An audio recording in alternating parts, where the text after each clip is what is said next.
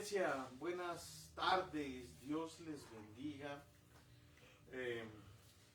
Es para nosotros una bendición de Dios poder llevar una palabra que venga del corazón de Dios hasta su vida. Estamos en días complicados de ideologías, estamos viviendo días complicados en los que la forma de pensar dentro de las familias está siendo transformada. Su servidor, estoy preparando una predicación un tanto políticamente incorrecta. La predicación que he estado preparando durante algunas semanas habla acerca de que nosotros como iglesia todo lo que tenemos que enfrentar cotidianamente y todo lo que a lo largo de la historia la iglesia ha tenido que sufrir, los ataques, contraataques, debates, cuestionamientos en cuanto a la veracidad de las escrituras, a la veracidad de la fe, a la veracidad de la experiencia en la conversión, etc. Pero hay algunas situaciones, iglesia, que en los últimos días están verdaderamente tambaleando la integridad de la doctrina cristocéntrica, de la doctrina bibliocéntrica. Las enseñanzas progresistas del progresismo, dentro de todo este margen de limitaciones o de límites que nosotros estamos poniendo para que las corrientes ideológicas y de moda penetren dentro de la iglesia, tenemos que hablar de muchos temas. Uno de los temas que tenemos que hablar es el aborto. Tenemos que hablar acerca de la homosexualidad. Quizás algunos la cataloguen como un discurso de odio. No hay discursos de odio cuando nosotros damos nuestro punto de vista. Entendemos que redes sociales nos veta por todo este tipo de situaciones. Otra de las ideologías que nosotros estamos luchando constantemente es en contra del aborto. Pero el día de ayer, iglesia, antier y ayer, se llevaron a cabo una serie de marchas, no solamente en nuestra ciudad, en muchas partes del mundo, incluso para conmemorar el Día Internacional de la Mujer. Hubo manifestaciones, hubo daños a edificios, hubo daños a personas, gente perdió sus vehículos porque las mujeres al momento de ir marchando los destrozaron. Para nosotros, iglesia, siempre hemos creído que nunca en ningún momento tenemos que estar abordando un tema que bíblicamente ya está dado por hecho. Ustedes, iglesia, en el remanente nunca van a estar escuchando que su pastor esté hablando acerca de lo que es el chisme, porque yo lo doy por hecho de que se ha superado. Pero en la vida práctica no es así. Ustedes nunca van a ver o van a escuchar un tema de parte de su servidor que se contraponga a la idolatría, por ejemplo. Porque yo lo doy por hecho que ya estamos combatiendo ese tipo de rituales y de prácticas religiosas. Cuando nosotros hablamos del feminismo, mis hermanos, estamos hablando de un tema muy complicado. Ya en algún momento, en las sesiones de consejería pastoral, hemos hablado acerca de lo que es el feminismo. Cuando nosotros estudiamos estas corrientes ideológicas a nivel profundo, nos damos cuenta que en los altos liderazgos de estos movimientos no se busca la dignificación de la mujer. En estos temas no se busca que la mujer ocupe un lugar que ya la Biblia lo da por hecho. Desgraciadamente tenemos muchas iglesias hermanas cuya ideología, cuyo pensamiento machista ha traído un verdadero daño a las mujeres. Usted ha escuchado ese texto y a esos predicadores que dicen: la mujer calle en la iglesia y pregúntele a su casa a su marido, son pensamientos machistas. Culturalmente hablando, a lo largo de la historia, nosotros sabemos, los psicólogos sociales, los antropólogos, los sociólogos, nos han dicho que el macho existe y subsiste no por sí mismo, sino por culpa de la mujer. Nosotros ahora en estos días en que hablamos de feminismo, y como les mencionaba hace un momento, lo vemos desde una perspectiva más profunda, nos damos cuenta que el objetivo radical del feminismo es destruir a la familia, lo mismo que la ideología de género, es destruir a la familia. La Biblia nos ha marcado, entrando a los principios bíblicos, la Biblia nos ha marcado un orden dentro de los hogares, un orden dentro de las familias. El problema radica cuando nosotros en casa nos salimos del orden que Dios ha establecido y ponemos el nuestro propio, y entonces viene un sinnúmero de problemas y tenemos que afrontar todo este tipo de situaciones. Por ejemplo, el machismo. El machismo es consecuencia del pecado, no es un orden establecido por Dios, es consecuencia del pecado.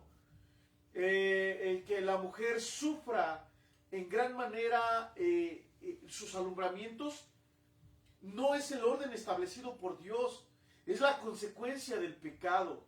La maldición que todos los días el ser humano tiene que vivir, la tierra, dice la Biblia, va a ser maldita por tu culpa, no es el orden establecido por Dios, es la consecuencia del pecado. La permisividad de los hijos no es el orden establecido por Dios, es la consecuencia del pecado. La desintegración de la familia o la disfuncionalidad de la familia, los espíritus jezabélicos o el espíritu de Acab, no son el orden establecido por Dios, es la consecuencia del pecado. Hoy en día se habla de empoderamiento, del empoderamiento femenino, de luchar por los derechos y por las libertades que la mujer tiene. Se habla de presentarse la mujer como una mujer llena de poder y con condiciones de igualdad. Nosotros nunca hemos tenido problema con esto, mis hermanos. Yo he tenido jefas inmediatas y jefas superiores y profesoras en el ISUM, en el Instituto Bíblico, en la escuela secular. He tenido por jefes mujeres, yo nunca he tenido problema con este tipo de situaciones. De la misma manera me puedo sentar a escuchar la ponencia de un hombre, como la ponencia de una mujer. Su servidor, yo acudo con algunas mujeres a pedir consejo. A veces voy con alguna de las hermanas, a veces con alguna de las pastoras, a veces con alguna de los compañeros de trabajo. Cuando trabajaba en la preparatoria, yo acudía con las compañeras a pedir consejos, sobre todo las que eran psicólogas. De la misma manera, cuando presté mis servicios en la clínica de rehabilitación, me acercaba a la psicóloga para pedirle consejo. Y su consejo me enriquecía. Porque he entendido que cada uno de nosotros, mis hermanos, ocupamos un lugar especial dentro de la sociedad. Yo no tengo ningún problema por entregarle cuentas a una mujer que me esté supervisando, pero sí tengo problemas. Siempre voy a tener problemas cuando quien me esté supervisando sea alguien que busque constantemente denigrar la figura del varón dentro de los hogares. Porque mire, perdóneme usted, dejémonos de teologías hogareñas. Pero sí tenemos que entender, los varones tenemos que entender que la cabeza en el hogar es el hombre. Es el orden establecido por Dios. Y si alguien dice, sí, pero la mujer es el cuello y lo mueve, no. Olvidemos de teologías de cocina, de teologías de sala. Vayámonos a la teología bíblica. La Biblia no le llama a la mujer que esté por debajo del hombre. La Biblia le llama a la mujer que es coheredera. La mujer bíblicamente no está por encima del hombre El hombre bíblicamente no está por encima de la mujer, están a la par. ¿Tiene propósito el hombre? Tiene propósito la mujer. ¿Tiene responsabilidad el hombre? Tiene responsabilidad la mujer. ¿Tiene corresponsabilidad la mujer como tiene corresponsabilidad el hombre? Y los que hemos entendido, mis amados hermanos, iglesia, los que hemos entendido un poquito de psicología y que estamos en el pastorado, nos damos cuenta qué importante es la imagen paterna en la vida del varón. Pero qué importante es la imagen paterna en la vida de la mujer. Qué importante es la imagen materna en la vida del varón y qué importante es la imagen materna en la vida de la mujer. Tengo 2 hijos heterosexuales. Si crear hijos heterosexuales en un orden que Dios ha establecido es difícil, crear con salud emocional a hijos que sean adeptos a una ideología de género es el caos. Es un infierno en sus pensamientos. Por eso nosotros tenemos que permanecer en el orden en el que Dios ha establecido. Dios no tiene ideologías, la Biblia no maneja ideologías. La Biblia maneja propósitos. En un momento determinado de la historia, en un momento, en un lugar geográfico en el mundo, Dios maneja propósitos objetivos para el hombre y propósitos objetivos para la mujer. Dios maneja propósitos certeros para el hombre y para la mujer. Por eso no podemos, nosotros jamás vamos a poder decir que la mujer se calle en la iglesia y que en casa le pregunte al marido. Conozco muchas pastoras, conozco muchas profetas que han sabido sacar adelante la obra del Señor. Conozco a muchas de mis hermanas en Cristo, muchas de las jóvenes, muchas mujeres ancianas, viudas, mujeres que su marido ha estado en una pasividad completa como sacerdote. Y entonces es allí donde la necesidad de la imagen paterna dentro de su rol y dentro de su función sacerdotal en la casa tiene que salir a flote. Nosotros los varones tenemos la culpa. Nosotros, la generación X, los que nacimos de 1968, 67 a 1980 y tantos, nosotros tenemos la culpa, los que nuestras hijas o nuestros hijos están entre los 14 y los 24 años. Tenemos la culpa de que las muchachitas estén luchando por el derecho al aborto, porque no hemos sabido responder como padres. Nosotros hemos tenido la culpa de que nuestras hijas, las hijas de nuestra generación, estén caminando por las calles, algunas de ellas exigiendo, mis hermanos, exigiendo, iglesia, la justicia, el esclarecimiento de los secuestros, la protección de las mujeres. Algunas exigiendo la justicia cuando han perdido a sus seres queridos y a sus hermanas y amigas y familiares. Y nosotros los padres, los varones, los que tenemos que asumir el rol y las funciones, hemos estado en completa pasividad. Admiro a mis hermanas que han sabido levantar manos, que han sabido doblar rodillas y que han sacado adelante la obra de Dios, aún en la pasividad de muchos de los varones. Dios no maneja ideologías. La Biblia no nos habla de ideologías, mis hermanos. La Biblia nos habla de propósitos específicos en el tiempo y en el espacio para mujeres y para hombres. La Biblia nunca ha sido machista como los progres cristianos lo están manejando. Jamás, jamás, jamás. Algunos dicen que están cambiando los términos bíblicos para presentar a Dios como si Dios fuera una mujer. Fíjese hasta dónde llega nuestra falta de conocimiento bíblico, el creer que Dios tiene genitales como yo, o que Dios puede tener genitales como ella. No hemos entendido que la Biblia se utilizan algunas figuras retóricas como el antropatismo, que es cuando nosotros le atribuimos nuestros sentimientos humanos al Dios de la eternidad. O el antropomorfismo, cuando nosotros le atribuimos figuras humanas al Dios que ha sido eterno, sabio, santo y creador de todas las cosas. Y creemos que porque tenemos manos, Dios tiene manos. Y creemos que porque tenemos nosotros ojos, Dios tiene ojos. Esos son antropomorfismos, iglesia. Tenemos que entenderlo de esta manera. Sin embargo, cuando la Biblia nos habla de estas figuras humanas, de estas partes, de estos miembros humanos en la figura de Dios, no es porque Dios se revele como tal, es para que nosotros alcancemos a entender la forma como Dios se relaciona con nosotros. Por ejemplo, el brazo de Jehová se ha desnudado para salvar.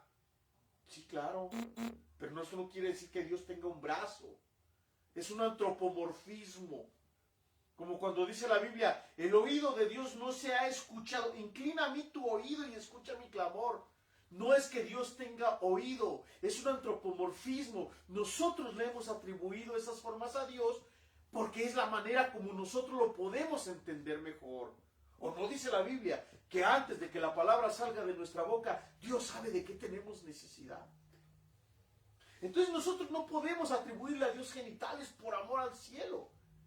Hubo una predicadora que hará cosa de algunos 7 u 8 años, sacó una predicación y hablaba de las, perdónenme usted la expresión tan vulgar y grotesca, pero que hablaba de las tetas de Dios. Y hubo un predicador, de esos que son bien populares a nivel mundial, que decía que Dios es como una prostituta. Si tú no le pagas y le das dinero a la prostituta, no te abre las piernas, decía el predicador. Y decía este fulano, muy conocido, muy popular, muy carismático, decía si tú no le das a Dios, Dios no te da las bendiciones. Y comparaba a Dios con una prostituta. Uno de ellos vive en Los Ángeles. La otra está peleando las riquezas que han obtenido del ministerio con el marido porque se están separando. 120 millones de dólares, mis hermanos. No están peleando una guitarra. No están peleando un par de zapatos. Están peleando 120 millones de dólares. La que habla de las tetas de Dios. Cuando nosotros analizamos a estos personajes a la luz de una psicología muy elemental, nos damos cuenta de verdaderos problemas en su psique. Ahora, cuando nosotros, regresando a hablar un poquito acerca de la mujer y de su influencia en la sociedad, cuando nosotros analizamos a muchas de estas feministas o de las que están luchando en contra o a favor del aborto y nos adentramos en su psique, mis hermanos, nos damos cuenta que son personas que tienen verdaderos trastornos en su personalidad. La carencia de la figura paterna, la ausencia del padre, el abuso sexual por parte de un tío, el abuso sexual por parte del novio, el abandono del marido, el abandono o el escarnio o el abuso sexual de parte de los hermanos. Es decir, no hay un motivo puro para buscar un feminismo. Hay una herida emocional. Hay un corazón lastimado. Y mire, en algún momento decía una imagen por ahí en Facebook, que si a un niño le matan a sus papás en la infancia, puede hacer dos cosas. Número uno, acudir al psicólogo para poder vencer el trauma de la muerte de sus padres. Y en el meme está aquel clásico que dice, no, ¿quién va a querer ir al psicólogo para poder vencer la muerte de los padres? El trauma por la muerte de los papás. Esa es una opción. La otra opción, vístete de negro, ponte un murciélago en el pecho, ponte una máscara y salte en las noches a golpear a los malhechores. Y entonces en la imagen está aquel que dice, sí, esa. ¿Saben que me refiero a este personaje de la cultura pop llamado Batman? Oiga, pues parece que es un chiste, pero es una realidad. Si una jovencita fue abusada sexualmente, si una mujer tuvo un matrimonio violento, si una mujer fue abandonada por el sinvergüenza y el desgraciado del marido, en lugar de acudir con un terapeuta, acercarse a Dios por sanidad interior, no, mejor me voy, camino por las calles, destrozo vehículos y pinto paredes. Mis hermanos, miren, que se legalice la pena de muerte para el macho, que se legalice la pena de muerte para el violador, la castración, pero la ausencia de la figura paterna no la quita la legislación de las leyes. Las heridas emocionales de las jovencitas que están luchando a favor del aborto o que están luchando por la dignificación de la mujer, no la quitan la legislación de las leyes. Eso solamente te lo puede quitar Dios. El Dios que tú piensas que es hombre y que tienes un mal concepto de Dios y que por esa precomprensión de la imagen y de la figura de Dios no te acercas a Dios porque tú crees que es hombre, cuando Él no es ni hombre ni mujer. Él es eterno, Él es santo, Él es justo, Él es verdadero, Él es amor, pero también justicia.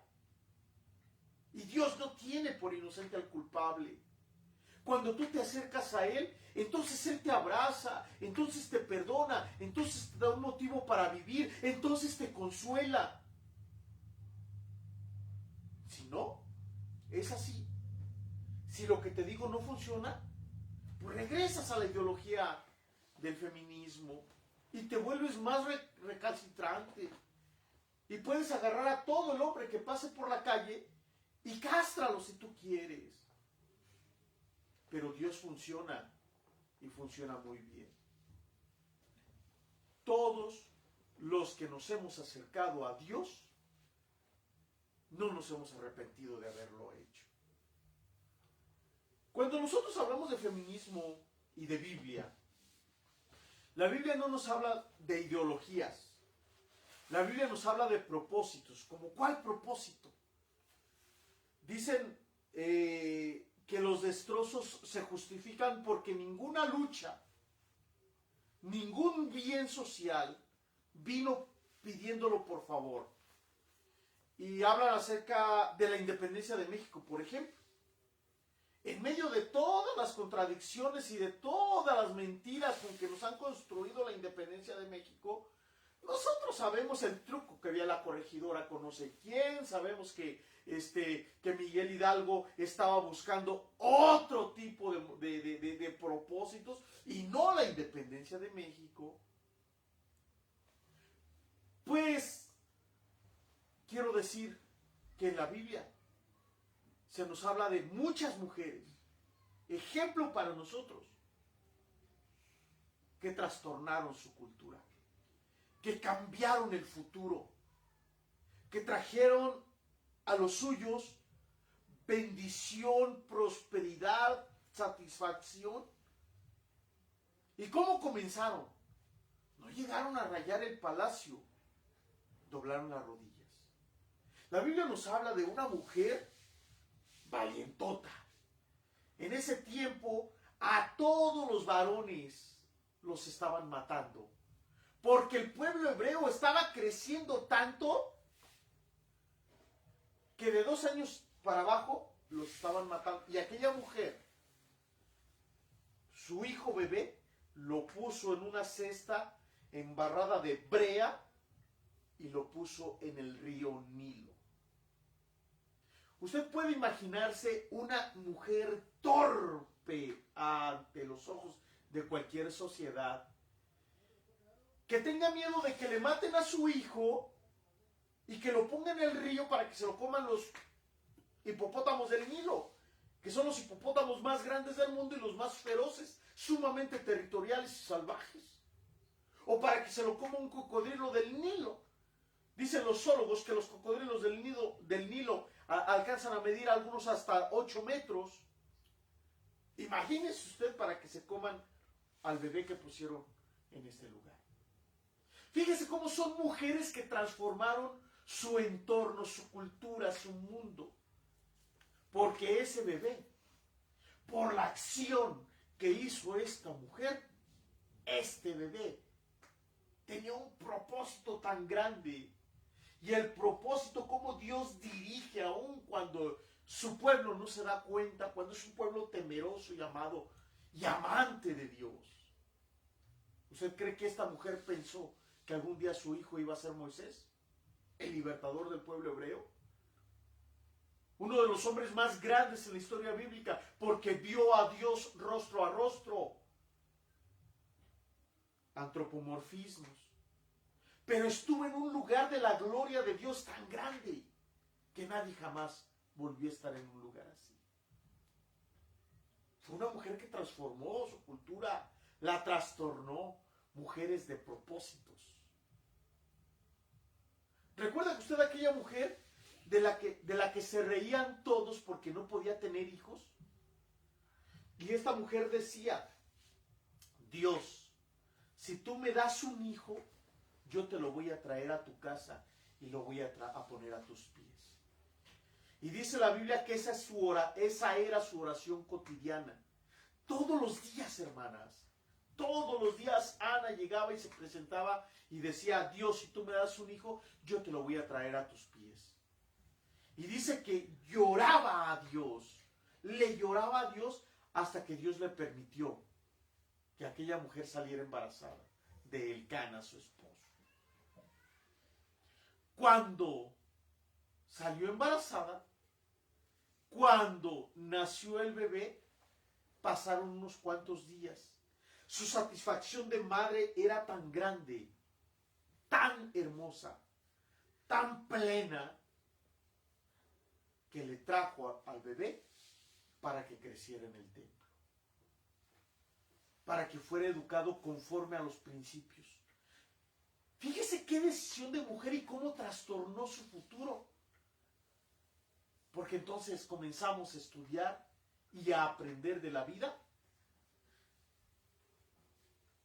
del profeta Samuel. Iglesia, ¿hace falta destruir un edificio?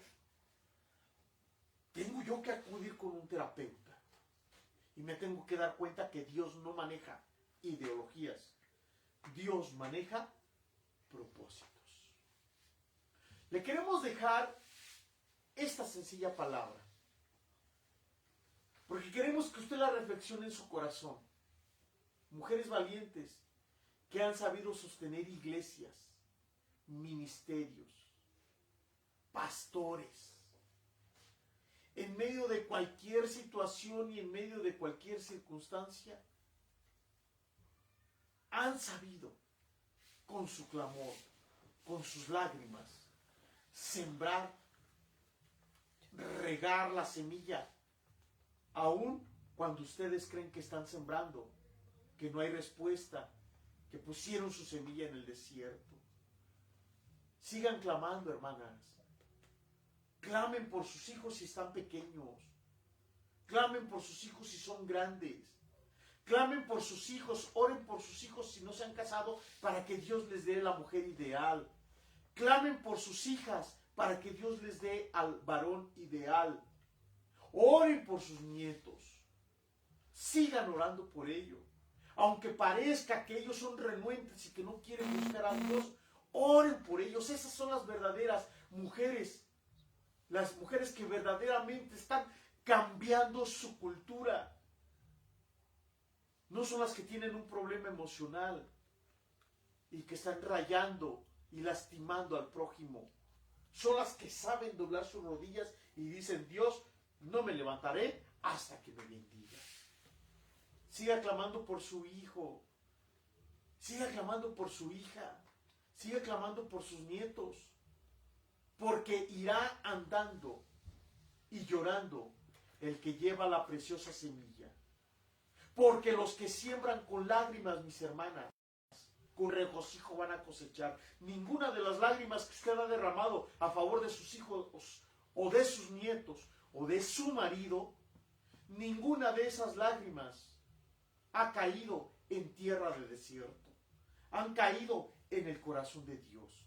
Y prepárese, porque cuando vengan sus gavillas, usted se va a dar cuenta que su cultura, que su familia, que sus hijos, que sus nietos van a ser transformados porque usted como madre, porque usted como hermana ha estado orando y clamando durante muchos años. Mis hermanas, oramos. Dios me las bendiga. Esperamos que Dios las llene de paz y las lleve de gloria en gloria y de poder en poder. Les mandamos un abrazo, hermanas. Dios les bendiga.